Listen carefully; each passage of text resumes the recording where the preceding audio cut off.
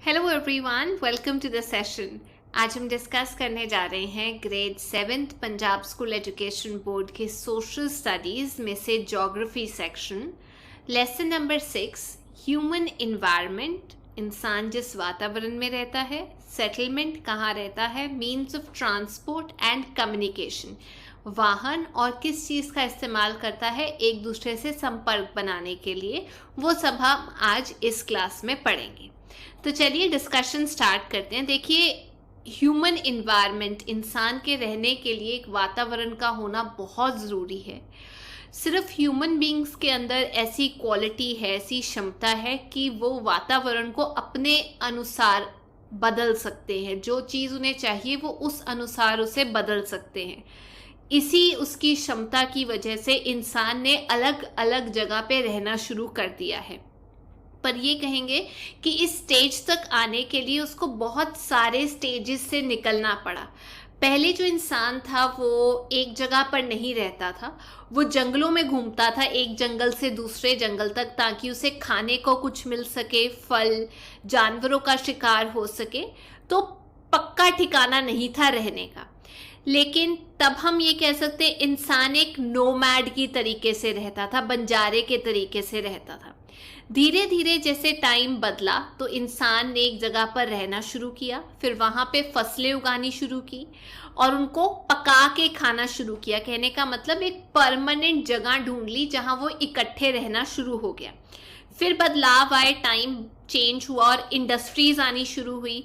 लोगों ने इकट्ठे रहकर सिटीज़ बनानी शुरू की, एक दूसरे की मदद करनी शुरू की, जिसमें उसने ये सीखा कि आग कैसे जलाई जाती है, खाना कैसे पकाया जाता है, कपड़े कैसे बनाए जाते हैं और घर कैसे बनाए जाते हैं। तो धीरे धीरे करके इंसान अपनी ज़िंदगी में बदलाव लेकर आया। अब हमारा जीवन कितना आसान हो गया, वो सब पुराने इंसान की देन है। पहले जो इंसान था वो ऐसी जगह पे रहता था जहाँ पर उसकी रोज़ाना की जो ज़रूरतें हैं वो पूरी हो सके। शुरुआत में इंसान ने नदी के किनारे रहना शुरू किया, जिसे हम कहते हैं रिवर वैली। काफ़ी कारण थे इसके। एक तो उसको पीने में पानी जो था वो आसानी से मिल जाता था।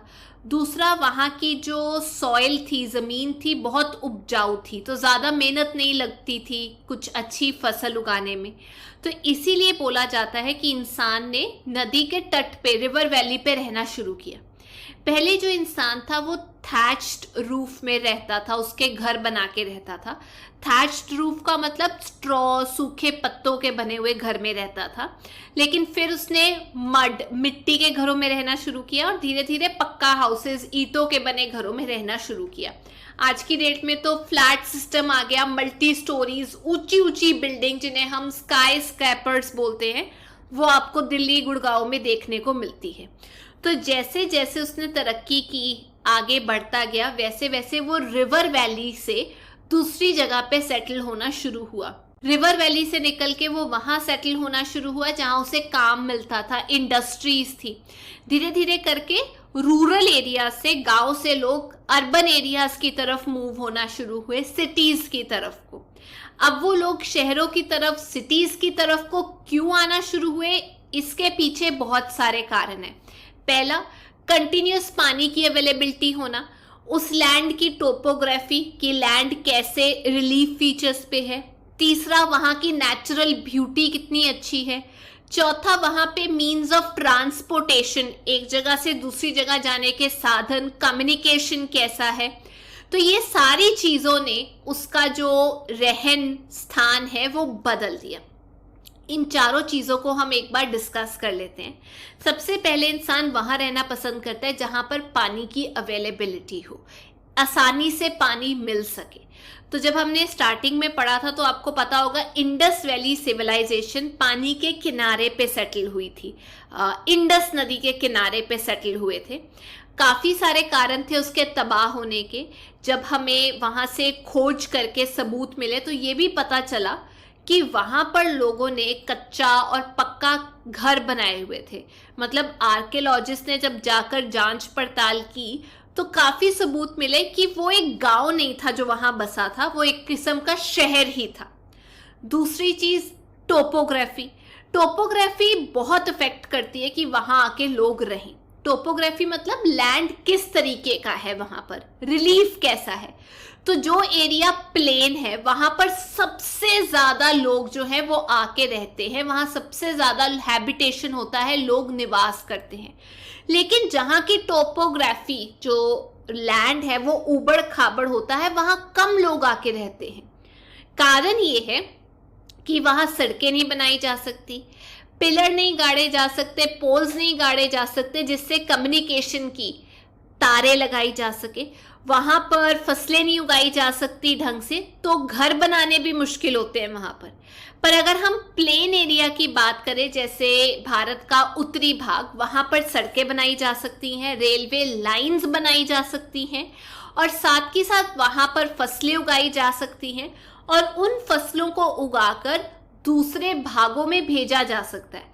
ना केवल देश के दूसरे भागों में, बल्कि हम ये कहेंगे दुनिया के दूसरे भागों में भी भेजा जा सकता है।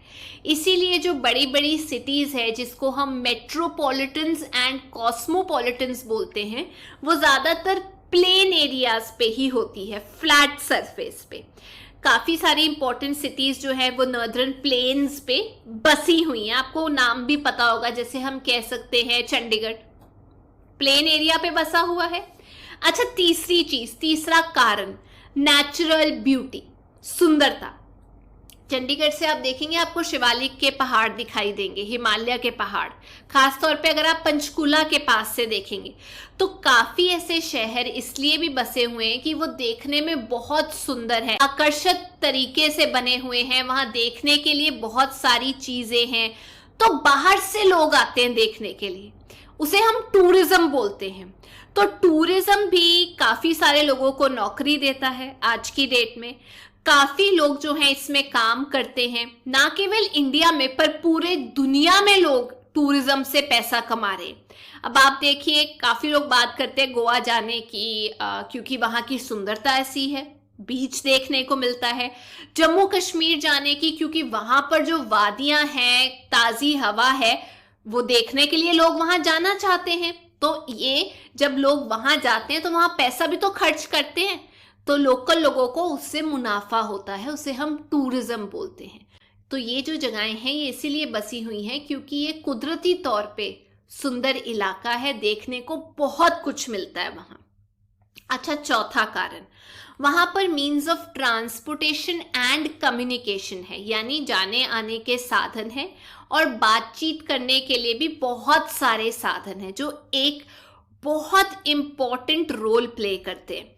अगर आप वहां पे ट्रांसपोर्टेशन पाते हैं और कम्युनिकेशन पाते हैं तो लोगों को और सामान को एक जगह से दूसरी जगह भेजा जा सकता है, जिससे पैसे कमाए जा सकते हैं, सोशल तरक्की हो सकती है। इकोनॉमिक मतलब पैसे से तरक्की, सोशल डेवलपमेंट, लोग आपस में बात करते हैं, कितना कुछ सीखते हैं।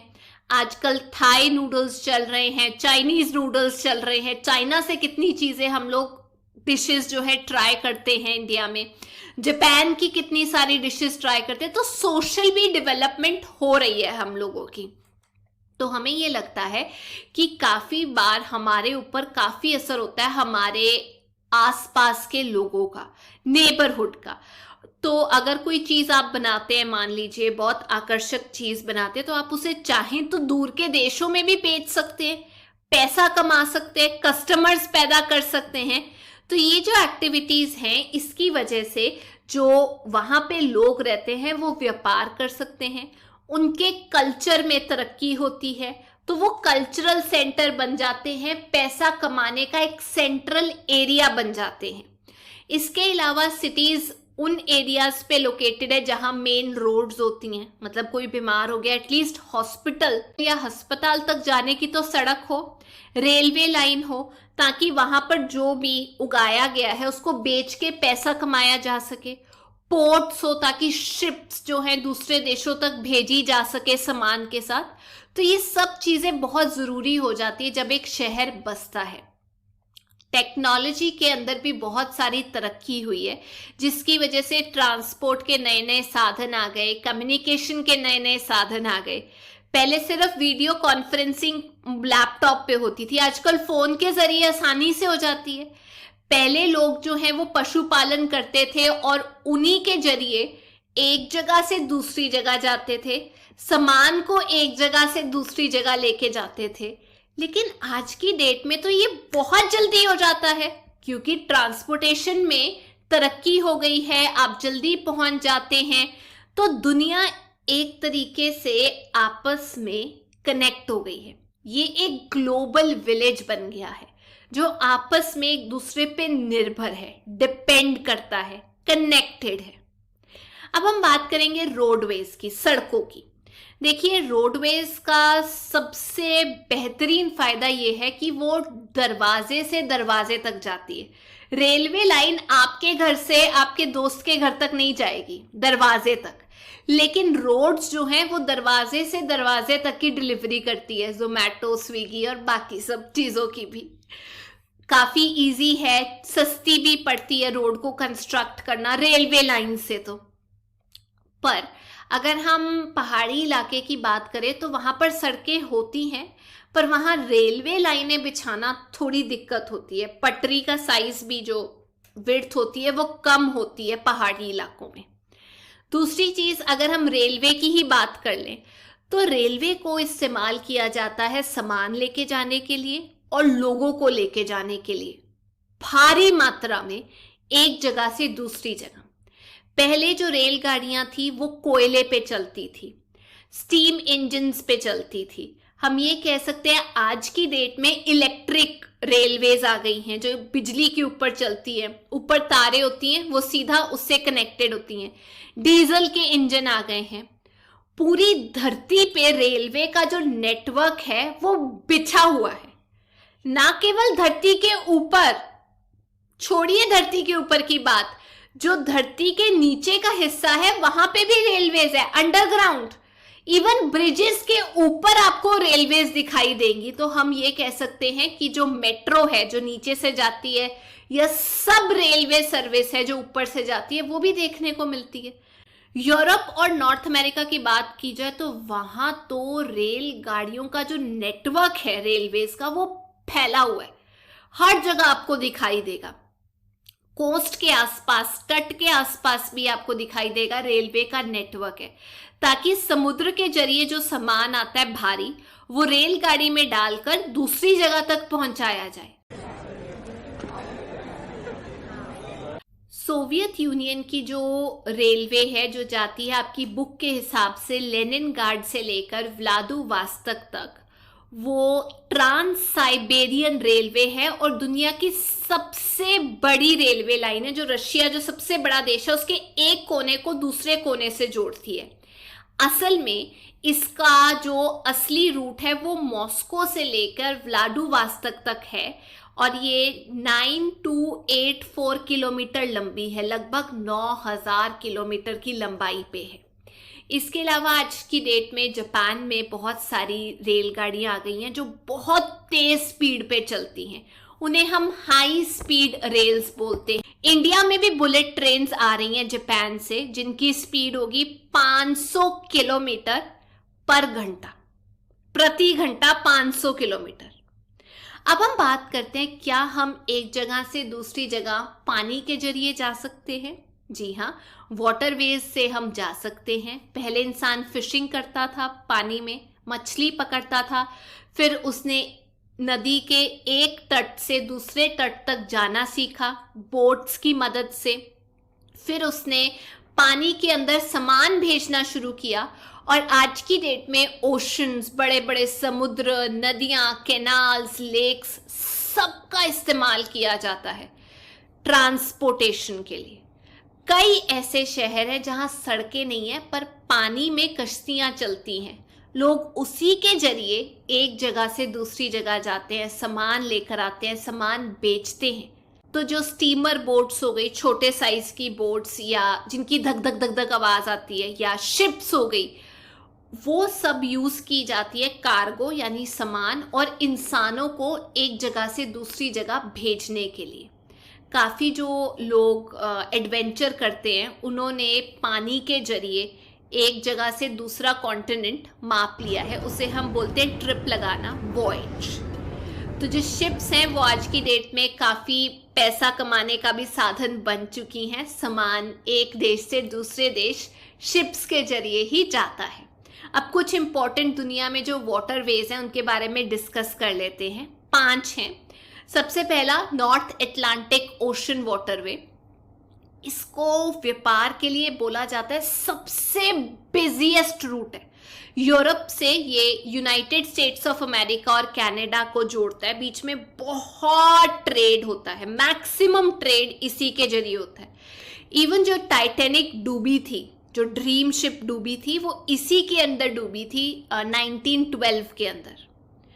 दूसरा पैसिफिक ओशन वाटरवे, ये कनेक्ट करता है नॉर्थ और साउथ अमेरिका को एशिया और ऑस्ट्रेलिया के साथ। तीसरा केप वाटरवे, अफ्रीका से होता हुआ इंडिया की तरफ को जो आता है, जिससे वास्को डी गामा पहली बार डिस्कवर किए थे 1498। तो ये अफ्रीका को भी जोड़ता है साउथ एशियन कंट्रीज के साथ, ऑस्ट्रेलिया और न्यूजीलैंड के साथ, और यूरोप को भी जोड़ता है इंडियन ओशन में जो कंट्रीज है उनके साथ। पर जब से सुएज कैनाल बना है, आपको लोकेशन में दिखाई दे जाएगा, इसकी जो इम्पोर्टेंस है वो ज़्यादा बढ़ गई है, क्योंकि ज़्यादा ट्रैफिक जो है वो वहाँ से भी चला जाता है। अच्छा, बात कर लेते हैं चौथे नंबर पे सुएज कैनाल की भी, जो मेडिटेरेनियन सी और रेड सी को जोड़ता है। एक्चुअली ये यूरोपियन कंट्रीज को जोड़ता है साउथ एशियन कंट्रीज के साथ। ऑस्ट्रेलिया हो गया, वेस्टर्न अफ्रीका। आप देख सकते हैं बड़ा आसान है सुएज कैनाल से मापना कि कौन से देश आपस में जोड़े जा सकते हैं। 5वें नंबर पे आ जाता है पनामा कैनाल। पनामा कैनाल जो है वो बनाया गया था पनामा रिपब्लिक में, एक देश है। ये कैनाल जोड़ता है अटलांटिक और पैसिफिक ओशन को। मतलब आप ये कह सकते हैं ये जोड़ता है यूरोप को ईस्टर्न यूनाइटेड स्टेट्स यूएसए के साथ, और वेस्टर्न यूएसए के साथ, और ईस्टर्न एशिया के साथ। मतलब उसके जरिए आप एशिया तक पहुंच सकते हैं यूरोप से। अच्छा, तो ये पोर्ट्स क्या होते हैं? पोर्ट्स वो जगह है जहां पर शिप आके सामान अपना उतारती है, लोड करती है, अनलोड करती है। तो नॉर्थ अटलांटिक ओशन के अंदर, जिसे हम बिजिएस्ट ट्रेड रूट बोलते हैं या वाटरवे बोलते हैं, वहां पर शिप्स चलती रहती हैं। उसकी वजह से पोर्ट्स का होना बहुत जरूरी है।